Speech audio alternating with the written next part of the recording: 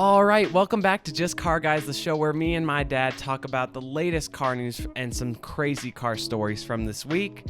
First off here, the Volkswagen ID Buzz minivans may not yet be available for us to drive, but will be entering real-world autonomous trials very soon.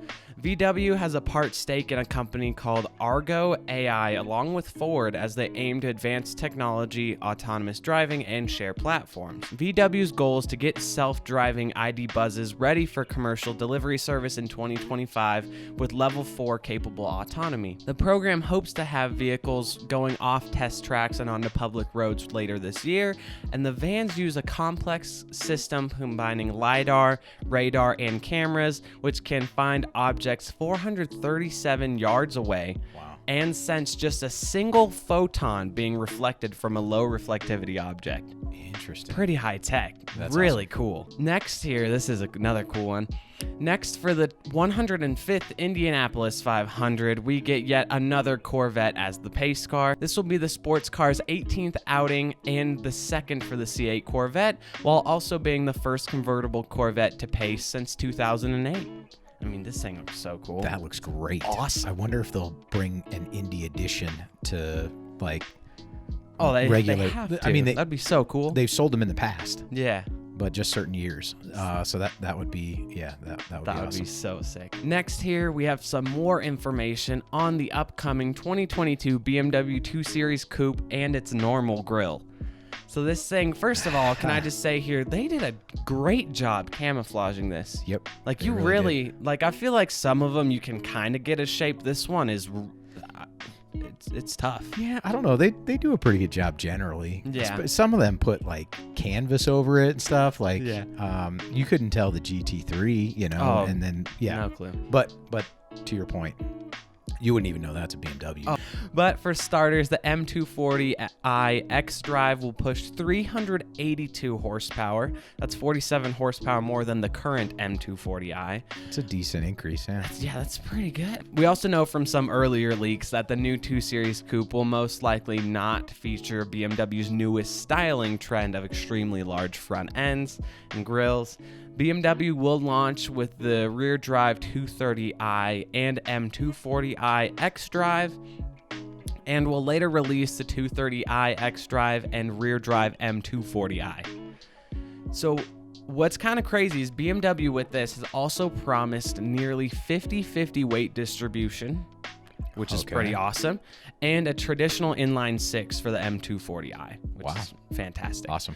The new 2 Series production starts this summer with still no new information on potential pricing. I'm ready for it. Bring it. Yeah. The new 2 Series is still the one we have currently. I'm not sure how I feel about the front end on that. It looks a little weird. If you get past the rest, if you can get past that, the rest of it's pretty good. Oh yeah, it's awesome. Yeah. Sweet. So next here, we have a first look at a monstrous V12 sedan. Ooh, bring it. Introducing the 2022 Mercedes-Benz Maybach S6580. Maybach. Yeah. This thing's awesome, dude. This thing features a gigantic twin-turbo 6-liter V12 with up to 621 horsepower and 738 pound-feet of torque. This is pushed through the car's 9-speed automatic transmission to the car's all-wheel drive system. And of course, you get all of the things you'd expect from a Maybach, like active sound cancellation from a Burmeister 4D sound system, rear axle steering, etc. The S680 will go on sale in the first half of 2022. This thing is insane. It's beautiful. And it's like huge. I wonder Everything how, about I wonder it's how awesome. heavy it is. You need every bit of that. It's probably 700 something it's foot-pounds probably torque. really heavy, especially with But that's all right. the interior. Oh, look at that. Oh yeah, they got the pillows because it's a Maybach on there. So awesome. Interesting. They've also looks they've gone for straight up screens too for both the dash and the main center console there. infotainment system. I kind of like what they did with that because so many of them, of course, the instrument cluster is still looks like somebody took an iPad and just stuck it on there, you know. But at least the center console is they're starting to flow it. Yeah, I so much prefer that over. It looks like it's built in. The others instead that of are like just taped there. Like if you had an iPad mount, you just stuck it there. And that's right. That's what it. That's really what it looks like. Well, several of them look like. Yeah. So Next here is some awesome news from Toyota. This week we got a teaser of the new Toyota Tundra pickup truck. From what we can see, it appears it has some L-shaped headlights as well as many various LEDs all over the grille. And unfortunately, that's it. We have nothing else. This is all they've given us. It looks like it could be really cool. I mean, it's the first new Tundra redesign since like 2008. I'm pretty sure we've had the They're same overdue. one. Yeah. Awesome. But it's a great truck, and if they can get any kind of like traction with that, in the market, I mean, it's a truck market, so that would be great. Next here is just a random stat for the week that came out. The 2022 GMC Hummer EV pickup is extremely heavy.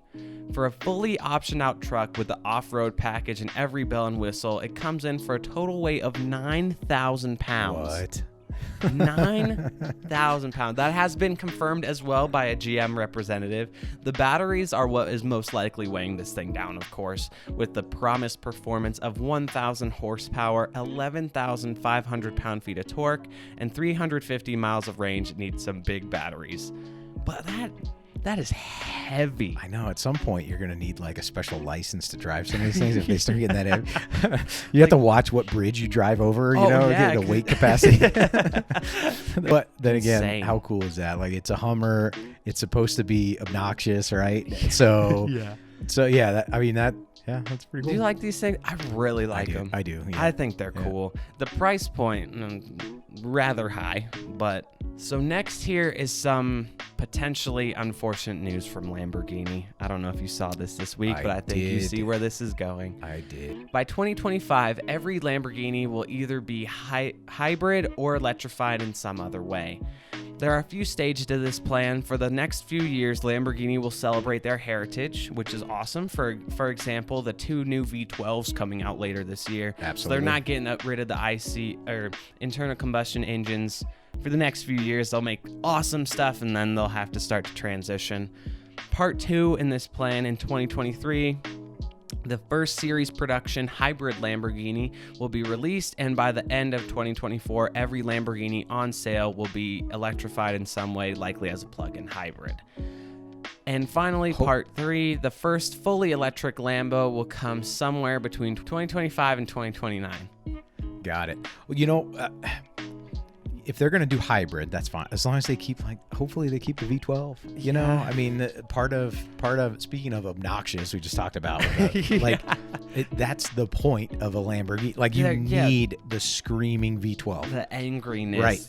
So if you're going to throw a couple of, electric motors in there to help spool up the turbos or whatever to help supplement, great. But hopefully they don't start shifting away from their V12 madness or the V10s, right? But so this multi-year plan, of course, is part of Lamborghini's commitment to reduce carbon emissions by 50% across all cars and production facilities. Now, I trust them. Them and Porsche, here's my kind of thought process on this. Maybe they go full electric, right? If there's anybody I trust to make a full electric car that's still fun and exciting, it's Lamborghini and Porsche. That's true. Yeah. If you think about who they don't want to do that. Yeah. It's not in their best interest to do that, but they have to. So I think they're probably going to do a pretty good job at making the coolest thing they can. Well, let's be honest for too. Enthusiasts. Their efforts, it's because the market's changing, but also because there's regulation, right? So they have to start showing improvements. So they're going to have to get into the electric game. The thing is, too, like if you think about, the big three or those that, and when I say the big three, I mean from a exotic standpoint. Yeah. They've all come out with a hybrid. Yes. And Lambo's late to the game, right? Yes. So they've got some catching up to do however, they'll probably lean in with a little stuff from Audi here, Volkswagen here. Yep.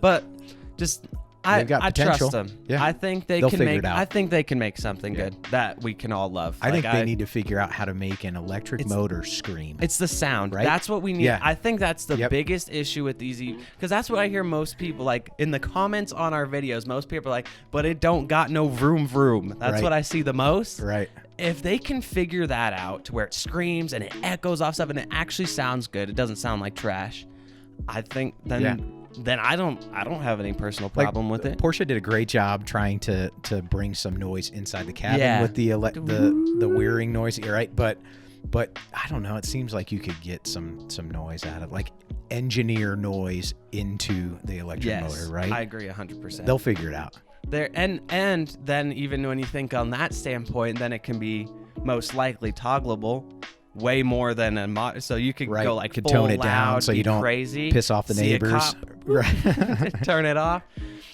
So now is the start of all of the crazy Ford news this week. A ton of stuff came out from them. First is an interesting one. Ford may introduce ads into your car. Okay. So, this new Ford patent hints at an unfortunate feature allowing companies to advertise to you on your car's infotainment screen. What is suggested is that, say you drive past a billboard, the patent requires the use of a smart device with a camera pointed at the right place if it senses a billboard, and once it determines it meets certain criteria, then the actionable info may appear on the infotainment screen. A phone number to call, or directions to a certain place. This means that since it requires the use of a smartphone and an app, the feature can be declined or circumvented by just putting your phone in your pocket. I'm not sure how they expect that to work, especially if you're driving and you need to pull out your smartphone and take a picture of a billboard. Yeah, I don't know. Maybe your still a little smartphone unclear. just needs to be connected to it. I wonder if it's going to be similar to the way your phone reacts today when it gets in a proximity of a Probably like a network of things. Right. that You drive past a you go near billboard, Starbucks and then it'll pop then up. the Starbucks app pops up Hey, and do says, you "Hey, do you wanna-" want to use Starbucks?" Yeah. Right. So maybe it'll be something like that. That makes sense. As long as they're not like Full page ads that are 30 seconds long and there's two of them and Your you can't vehicle skip warranty is about to expire or something like that. You know, them. We've been trying to reach you about your vehicle's extended warranty.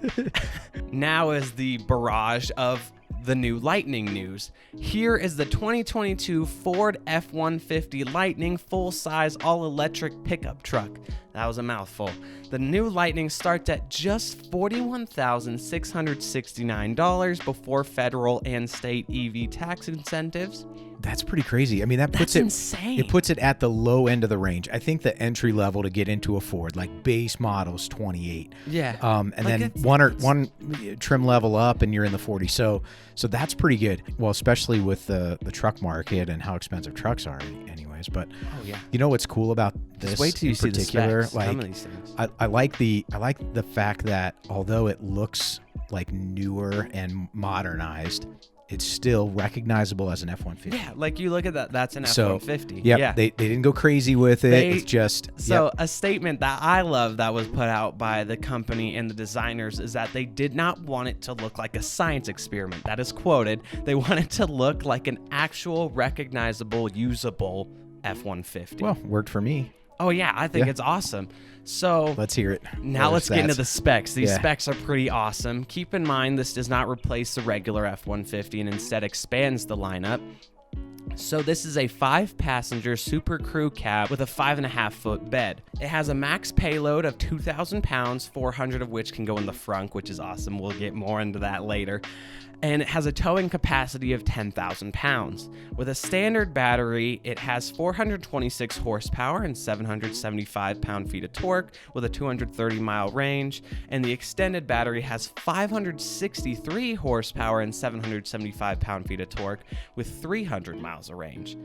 So that now makes the Lightning the quickest F-150 in the lineup, coming in at an estimated 0 to 60 time of 4.4 seconds. That's outstanding. That's awesome. And it gives it the right to be labeled the Lightning as well, because Yeah, when the 'cause Lightning it's came out, it was the performance-based, fastest F-150 you could buy, and so yeah, that's wow. It's kind of keeping up with the heritage there. 4.4. Awesome. Love it. That's moving. So now, just for comparison, this price is crazy. For example, the GMC Hummer EV pickup, the lowest trim level is the EV2, which is $79,000 and isn't available until 2024. Yeah.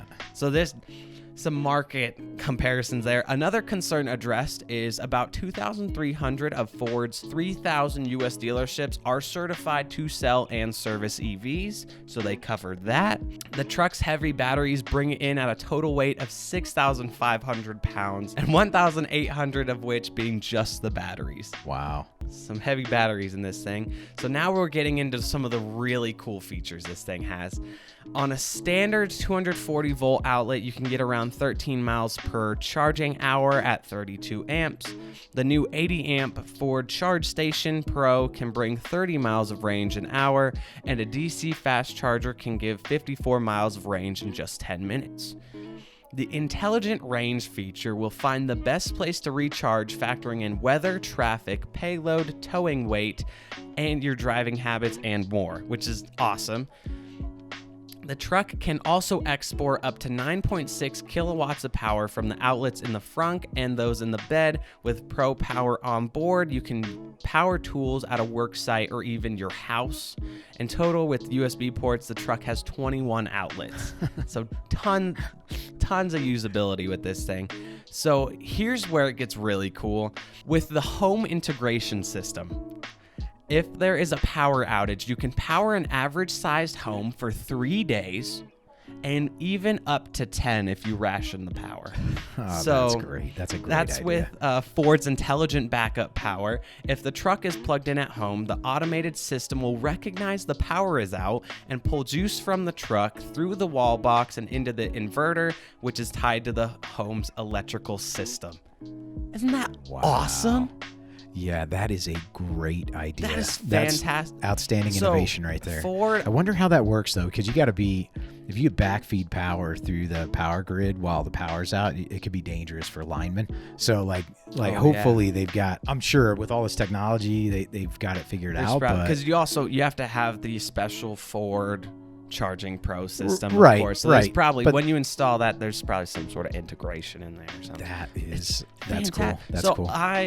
I'm really liking what Ford is doing because they're just adding a ton of innovative and actually usable features. Like, I've seen multiple tweets about this from, especially you think farmland and rural areas. People are like, yep, I'm all for it for the exporting power capabilities and all that stuff. It's fantastic. Absolutely. I also think it's going to be, well, you're talk about innovation and just the things that they're doing with backing up a trailer, the trailer assist. They have the dial knob, everything. The imagery as if the trailer disappears, when they do the backup camera and all. Some of those things are really breakthrough.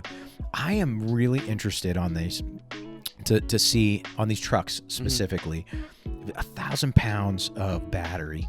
What are the car manufacturers doing to keep the suspension so that, because some of these trucks, they ride like cars now, right? Yeah. And so how are they taking that to the next level, and the tuning also, of the it's suspension, not just sluggish and The feels heavy and just it's got to be more firm to handle the additional weight around corners and things like that, but then it's going to be too firm and it's going to ride more like a truck again, or That's a good point. they really have had to, I'm sure they've had to do a ton of innovation just in the suspension systems and things. Yeah, I bet. This is where it gets even cooler. In the future, Ford Intelligent Power will also let you charge your truck at night when electricity is cheaper and send the power back during peak electricity hours to keep overall costs down. Interesting. Huh. Isn't that wow. That's so cool. So as far as the rest of the features go, you get a massive frunk, 4 drive modes, including normal, sport, off-road, tow and haul, onboard scales that estimate the payload, and Pro Trailer Hitch Assist, which controls steering, throttle, and brake inputs to align your ball hitch under your trailer coupler without you having to do anything. Yeah, that's so cool. Some of the stuff I was talking about. That's outstanding. It's awesome. There's the front. So it's got the awesome thing about this, it's got a bunch of compartments and storage, and everything is just so usable. There's hooks for things. This bed right here has a ton of compartments. There's a ruler engraved along the bed so you could see what how long things are. It's just so cool. It looks like they've got that dropout step included in the tailgate too. It's awesome. So another fun fact fact is that the batteries being used are 90% nickel and just 5% each of manganese and cobalt. The low cobalt content reduces environmental and ethical problems that come with cobalt mining, as well as Ford. Now this is crazy. Ford is currently taking reservations now and is requiring a $100 deposit to get on the list. Within just 48 hours, they have received 44,500 orders. That's crazy. Well, it's only $100. Like, it's not like you got to put too much in that. Like, you don't know how many of those are going to convert, but still, I mean, that's what, $4.4 million in deposits within just 48 hours? That's awesome. A lot of money. So now, dude, this is so cool. So Porsche is potentially building a track variant of the Cayenne Coupe. Okay. So it's been rumored that Porsche may do something like this for a while, but it looks like it may be happening. They have Walter Roller, I don't know how to say his name. He's the current test driver for the Cayenne Coupe project, and here's what Porsche has to say about it. They said it is an SUV that will claim best-in-class performance, designed and developed even more single-mindedly to provide the ultimate in terms of longitudinal and lateral dynamics. This vehicle, here's where it's really cool. This vehicle is also rumored to be coming from their infamous GT division. No way. There's going to be a GT Cayenne. Yes. Isn't that awesome? It is. It is. Like it's stupid. I'm not like the craziest fan of SUVs. It's awesome it's too. really, yeah. It's kind of, it's pretty stupid, but it's the coolest thing ever at the same time. Hey, because. A track right? GT. It's so cool. And for all our Fast and Furious fans here, this next one is exciting. Get your wallet ready, because at Barrett-Jackson's Las Vegas auction taking place June 18th through the 19th, you can pick up Paul Walker's orange 1994 Toyota Supra from the first Fast and Furious movie. This is one of the original movie cars that was used for, quote, multiple interior and exterior shots. I mean, that's so cool. I wonder, a lot of times movie cars, though, it's all shell and no, like the internals aren't done. You are correct. It is a completely stock Supra, and it's an automatic. Got it. But still really cool. It's one cool. of the movie cars. Piece of history right there. And hey, by the way, I saw a Supra today on the road. Was it black? It was red. And it was red? Yeah, it looked pretty good. Was it a new one or the new one? Really? The brand new one, yeah. And dude, you know, some like of the photos, I wasn't sure. But in real life, they're awesome. Yeah, it looked pretty good. Oh, it's a BMW. I hate that. There's jokes about that. That's been a running joke online. Everyone who has a Supra, you look at their comments. Oh, nice BMW. Yeah, you awesome. could do BMW. worse. Yeah, it's a BMW. It's a BMW. I don't understand why that's a diss. I think BMW partnering with Toyota, it's like that's awesome. Why not? Yeah, it's so cool. Great. Why? That is it for today's episode. Don't forget to like, subscribe, and check us out on TikTok, Instagram, and Twitter at AnthonyCIFAL. And we'll see you next week. Thanks a lot. We'll talk to you later. Peace out.